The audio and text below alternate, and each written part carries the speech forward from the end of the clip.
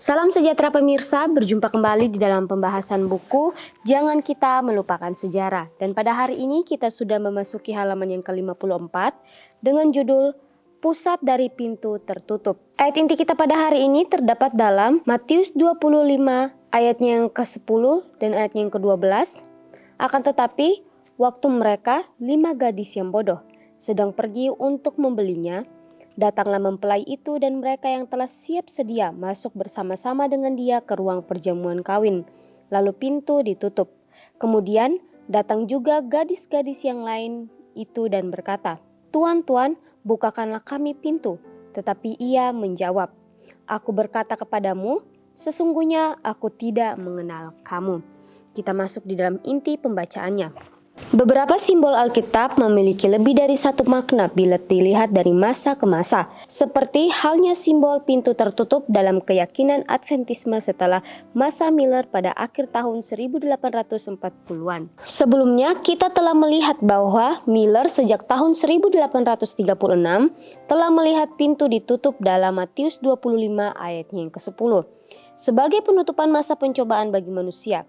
Artinya, sebelum Kristus datang, setiap manusia akan membuat keputusan untuk menerima atau menentang Dia. Karena Miller telah mengaitkan kedatangan kedua dengan tanggal Oktober 1844, maka ia berpendapat bahwa masa pencobaan akan berakhir, yang artinya pintu kasihan ditutup pada saat itu. Ia tetap berpegang pada pandangan itu setelah kekecewaan pada bulan Oktober. Misalnya pada tanggal 18 November 1844. Ia menulis bahwa kita telah menyelesaikan pekerjaan kita dalam memperingatkan orang-orang berdosa. Tuhan dalam pemeliharaannya telah menutup pintu kasihan. Kita hanya dapat saling menguatkan untuk bersabar. Tetapi itu bukan satu-satunya sudut pandang tentang kejadian-kejadian yang membingungkan pada musim gugur tahun 1844. Jeff Himes misalnya sejak tanggal 5 November telah menyimpulkan bahwa tidak ada nubuatan yang telah digenapi pada Oktober 1844. Dan jika memang demikian, maka pintu kasihan atau masa percobaan belum ditutup. Oleh karena itu, umat Tuhan masih perlu menyampaikan pekabaran keselamatan. Betapapun anehnya bagi kita saat ini, perbedaan pemahaman tentang pintu ditutup itulah yang memisahkan berbagai aliran Adventisme pada tahun 1845 dan seterusnya. Untuk memahami masalah ini, penting untuk menyadari bahwa pada awal tahun 1845, frasa pintu ditutup telah memiliki dua makna. Yang pertama, penutupan masa percobaan atau ditutupnya pintu kasihan.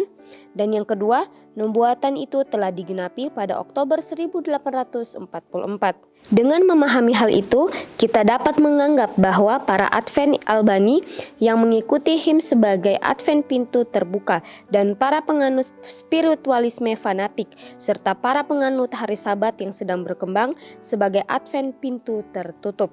James White begitu yakin bahwa nubuatan itu telah digenapi pada akhir nubuatan 2300 hari itu sehingga ia mencirikan kaum penganut Sabatarian sebagai umat hari ketujuh pintu tertutup. Kita bersyukur bahwa sebutan itu tidak bertahan.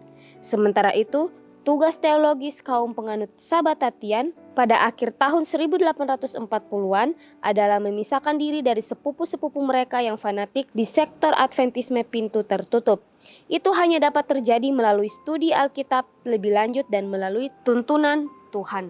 Ya, puji Tuhan, pada hari ini kita diceritakan lagi bagaimana kejadian-kejadian pada tahun 1840-an di mana pada saat Miller ini mengumumkan bahwa kedatangan Tuhan akan terjadi pada bulan Oktober 1844. Kita sudah tahu bahwa kejadian itu yang membuat banyak orang menjadi kecewa. Tetapi dari hal positif yang kita bisa ambil dari William Miller ini bahwa dia mengumumkan kepada semua orang bahwa kedatangan Tuhan sudah tidak lama lagi. Sehingga banyak orang yang mau untuk mengikuti jalan-jalan kebenaran Tuhan.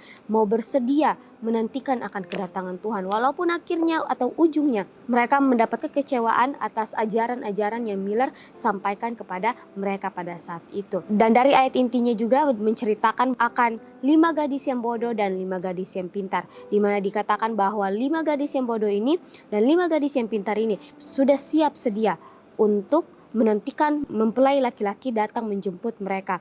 Tetapi dikatakan pada saat mempelai itu sudah mulai dekat, 5 gadis yang bodoh ini lupa untuk mempersiapkan akan minyak, sehingga lampu yang mereka bawa pada saat itu hampir padam. Dan pada saat itu juga mereka pergi mencari minyak. Tetapi pada saat mereka kembali, mempelai itu sudah datang dan akhirnya mempelai masuk bersama-sama dengan 5 gadis yang pintar ini, dan akhirnya pintu tersebut ditutup. Dan ketika 5 gadis tersebut datang, mereka mengetuk pintu, tetapi kata mempelai laki-laki itu bahwa aku berkata kepadamu, sesungguhnya aku tidak mengenal kamu. Ya, inilah cerita sama halnya dengan kita umat manusia. Kesempatan demi kesempatan sudah Kristus berikan di dalam kehidupan kita. Tetapi seringkali kita sebagai umat manusia mempersalahgunakan akan setiap kesempatan-kesempatan yang sudah Tuhan berikan. Tanpa kita sadari, di dalam kehidupan kita hari demi hari, kita sedang dihakimi dengan setiap perbuatan-perbuatan yang kita lakukan. Ya, untuk itu dari pelajaran ini mengingatkan kita kembali dalam setiap apapun yang kita lakukan dan kerjakan. Biarlah kita selalu meminta tuntunan Tuhan di dalam kehidupan kita. Meminta Roh Kudus selalu mengendalikan akan kehidupan kita. Karena kita tidak tahu akan hari Tuhan datang. Untuk itu cerita daripada 5 gadis yang bodoh dan 5 gadis yang pintar ini mengingatkan kita kembali. Ketika kesempatan itu sudah Tuhan berikan kepada kita, biarlah kita mau dapat membenahi diri kita masing-masing dan mempersiapkan akan diri kita supaya menyambut akan mempelai tersebut atau menyambut akan kedatangan Kristus. Jangan sampai ketika kita sudah mempersiapkan semuanya, ada hal yang belum kita persiapkan di dalam diri kita. Sehingga kejadian yang dialami oleh 5 gadis yang bodoh ini akan kita alami nantinya ketika kedatangan Tuhan yang kedua kali. Ya, untuk itu biarlah kita mau tetap setia melakukan setiap pekerjaan Kristus dengan sepenuh hati kita.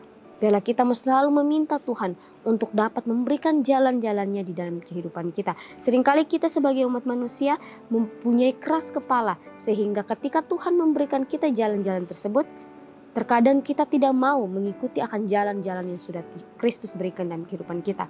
Ya, setan akan menggunakan berbagai cara untuk dapat menjatuhkan dan menjauhkan kita daripada Kristus. Untuk itu Tuhan mengingatkan kita kembali di dalam kitab suci bahwa biarlah kita mau dapat menggunakan ketopong keselamatan Kristus dengan selalu berdoa dan membaca firman Tuhan, menjalankan komunikasi kita yang baik dengan Bapa kita di surga. Bahkan dikatakan di sini bahwa kita tidak sadar bahwa apa yang kita lakukan hari demi hari, kita sementara dihakimi satu persatu oleh Tuhan kita. Kita pikir bahwa ketika Tuhan datang yang kedua kali, barulah umat manusia dikumpulkan menjadi satu dan akan dihakimi dengan perbuatannya masing-masing. Tetapi di sini dijelaskan bahwa apakah kita sadari bahwa apa yang kita lakukan setiap harinya itu adalah hal-hal yang benar? Karena tanpa kita sadari apa yang kita lakukan setiap harinya itu dicatat oleh Kristus. Dan kita sementara dihakimi. Untuk itu dari buku ini bahkan Tuhan mengingatkan kita bahwa ketika Tuhan sudah memberikan kita kesempatan, biarlah kita dapat menggunakan kesempatan itu dengan sebaik-baik mungkin. Karena kita tidak tahu bahwa apakah pintu kasihan kita masih dibuka ataukah dikatakan pintu kasihan Tuhan sudah tertutup bagi kita umat manusia. Ya, untuk itu biarlah kita selalu melakukan hal-hal yang benar setiap harinya di dalam kehidupan kita masing-masing. Ya, baik pemirsa, mungkin ini saja pembahasan yang bisa saya bahas pada hari ini. Kita akan berjumpa kembali di dalam pembahasan yang berikutnya.